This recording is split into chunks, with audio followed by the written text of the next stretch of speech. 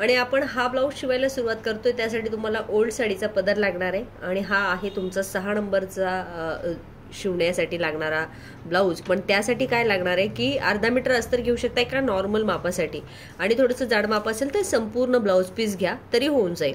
असं काही 1 मीटर घ्यायला पाहिजे असं काही नाही. विदाऊट स्लीव्ज आहे हे तुम्ही जॅकेटवर वेअर हे जॅकेट समजून वन पीसवर वेअर करू शकता किंवा ब्लाऊज घातलेल्या पॅटर्नवर साडी घालून परत हे वेअर करायचे. तर कसं घालायचं ते आम्ही दाखवून देऊ तुम्हाला. परंतु आता हे पॅटर्न आपण कटिंग बघूया कसं आहे. सिम्पल कटिंग आहे. अनारकली कटिंग पण म्हणता येतं त्याला, मुमताज पॅटर्न पण म्हणता येतं. हां आणि आता आपण याची कटिंग शिकूया. त्यासाठी तुम्हाला शोल्डर पूर्ण उंची आणि पुढची गळ्याची उंची किती पाहिजे ते घ्यायची. फक्त 3च माप. आमच्याकडे जे शोल्डर आलेले आहे त्याचं माप 15 आहे आणि एक गळ्याची उंची लागेल जी जॅकेटला उंची म्हणून वापरली जाते. तर मग घ्यायची का आपण तुझी तिचे शोल्डर आणि हे घेऊ उंची. शोल्डर पण काय उंची किती घ्यायची. शोल्डर ओढणी काढून दोन्ही शोल्डरला टेप लावला की आपल्याला शोल्डर मिळेल किती 15. ठीक आहे. आणि छाती आणि पुढचा गळा, छाती पुढचा गळा, याला कमर फिटिंग पण लागणारच आहे. 36 छाती 36 आहे. 36 घेऊया.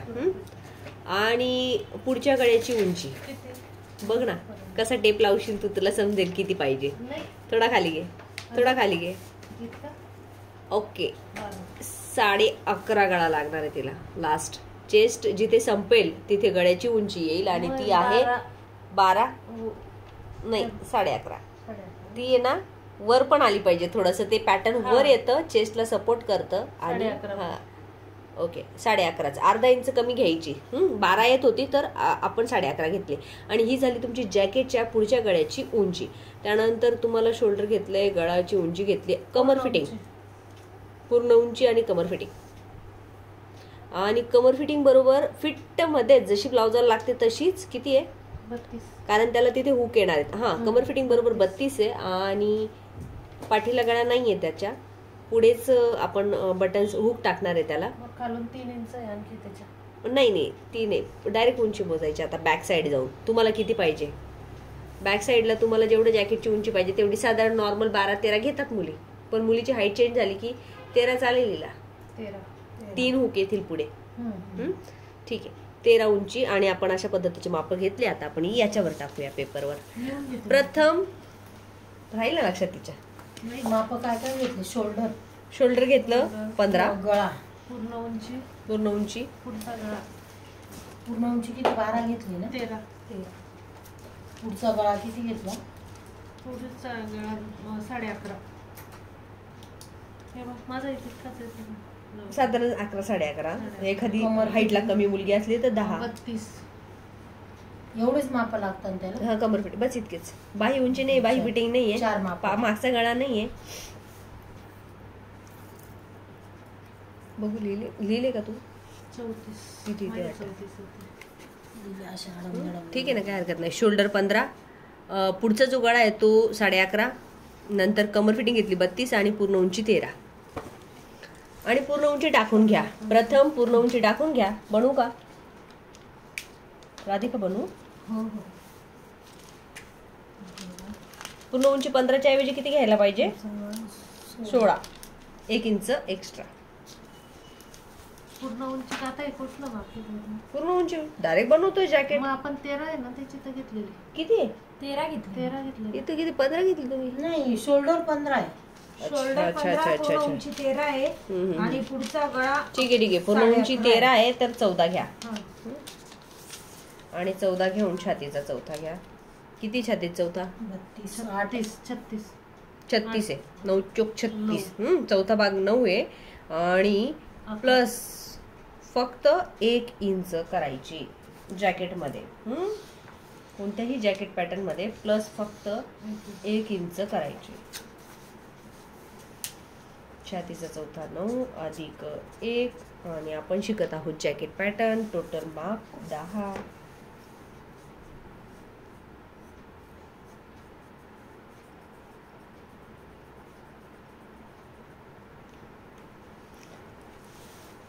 उंचीचा बॉक्स कंप्लीट.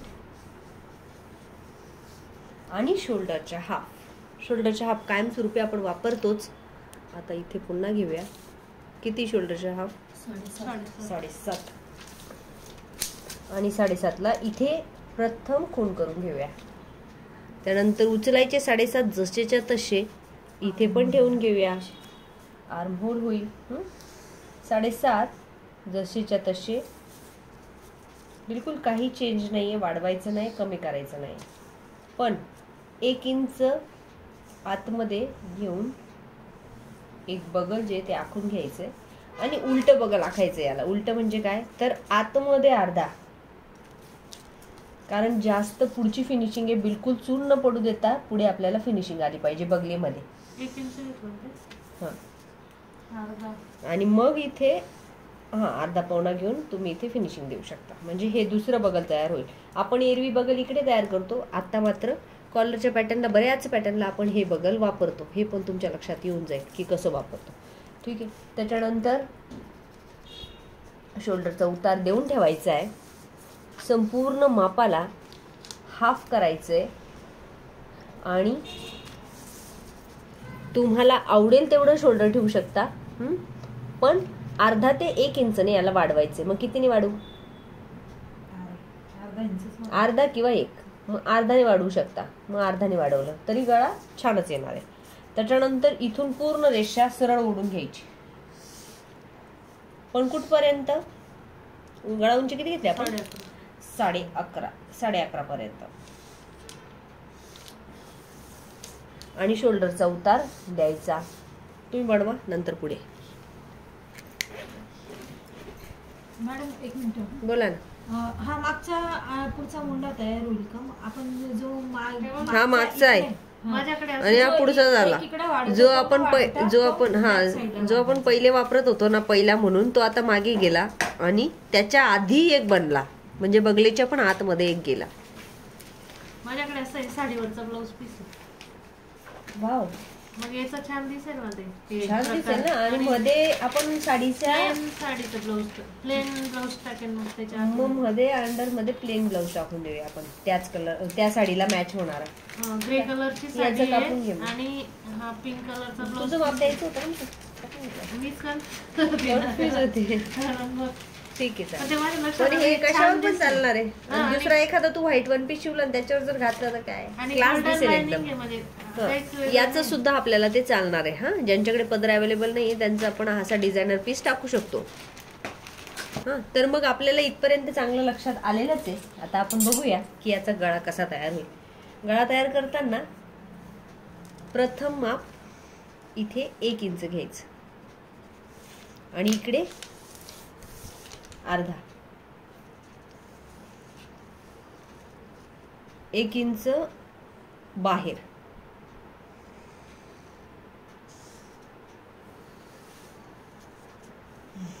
तिरकस रेषा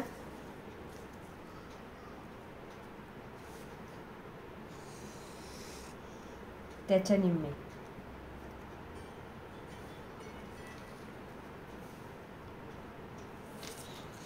घेताना इथे अर्धा किंवा पावणा माप आवडीनुसार. तर मी पावणा घेते. करेक्टली पावणा. इतका ठेवू का पुढे पण दाखव?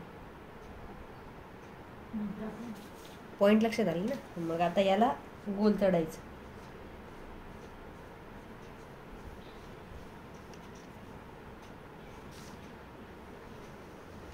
आणि इकडे मध्ये उतरायचं.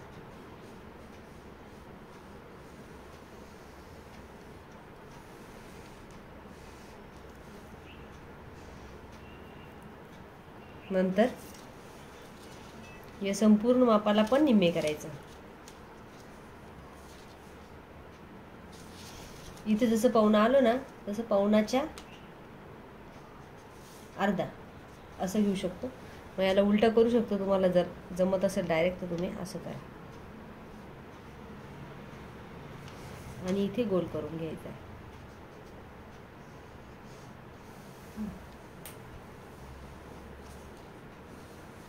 म्हणून बघा कापताना हा कापायचा आहे.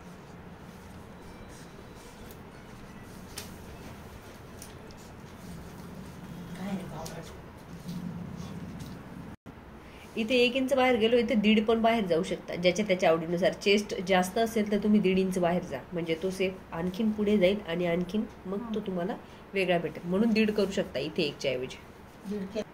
ठीक आहे, मग आपण आता या पद्धतीने हे बनवून घेतलंय. पण याला एकच पॉईंट बाकी आहे, जो की कमर फिटिंग असा.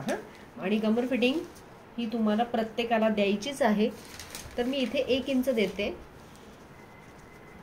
आणि तिरकस रेषा मारते. आता कटिंग कशी करायची आहे? मागे पुढे का कमर फिटिंग? मागे पुढे दोघीकडे. कैची घ्या, कापून घेऊया आणि कटिंग कंप्लीट झाली की मग आपण कापडावर कापूया. तुम्ही तुमची कटिंग मग मला नंतर करून द्या. राधिका समजलंय कमर फिटिंग? हां, मग इथून कमर फिटिंग पासूनच मी कट करते. सेकंड बगल कट करते, शोल्डरचा उतार दोघांचा कट करते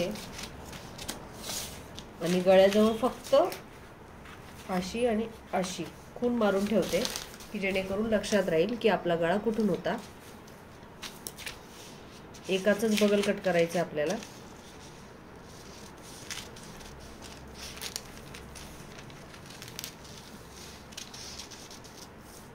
आणि पाठीचा भाग वेगळा करायचा.